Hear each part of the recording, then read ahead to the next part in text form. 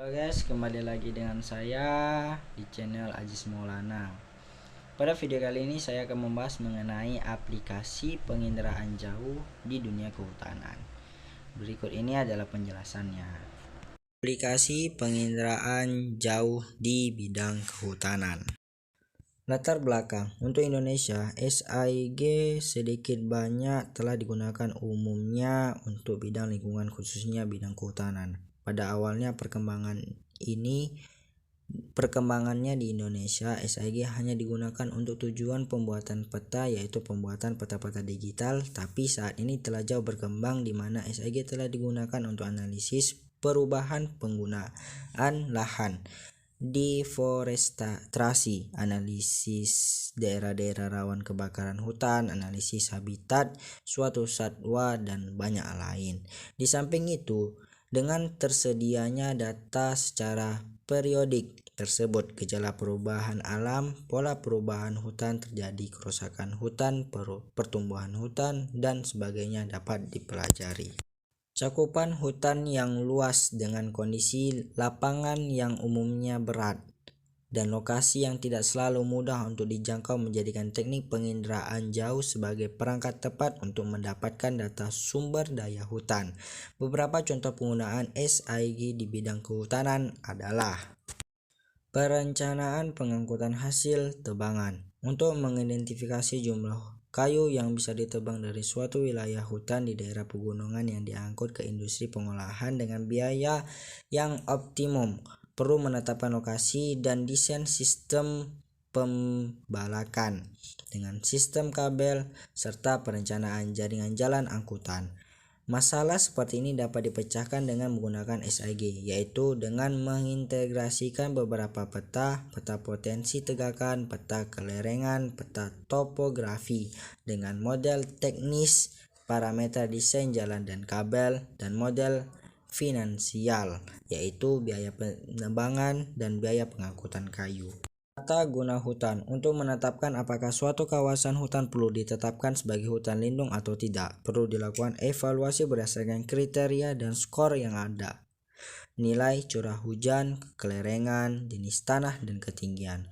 Untuk itu, dengan SIG peta curah hujan dan peta kelerengan, peta jenis tanah, dan peta topografi diintegrasikan untuk mengetahui wilayah-wilayah mana beserta luasnya yang memiliki skor gabungan sama besar atau lebih besar dari batas yang perlu ditetapkan sebagai hutan lindung. Monitoring dan pengawasan dengan berkombinasikan peta areal HPH, peta RKT, dan citra satelit terbaru, maka dengan menggunakan SIG dapat diketahui apakah pemegang HPH telah melakukan penebangan liar di luar blok tebangan yang diizinkan, mengingat bahwa tebangan di areal HPH dilakukan secara tebang pilih.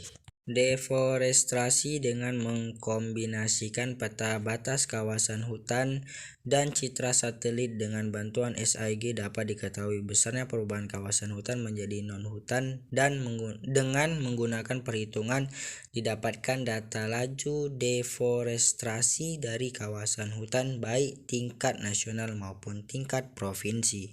Kebakaran hutan SIG telah digunakan untuk mengidentifikasi kawasan-kawasan yang rawan akan kebakaran dengan manverlay dan menganalisis beberapa data biofisik seperti curah hujan, temperatur, RH.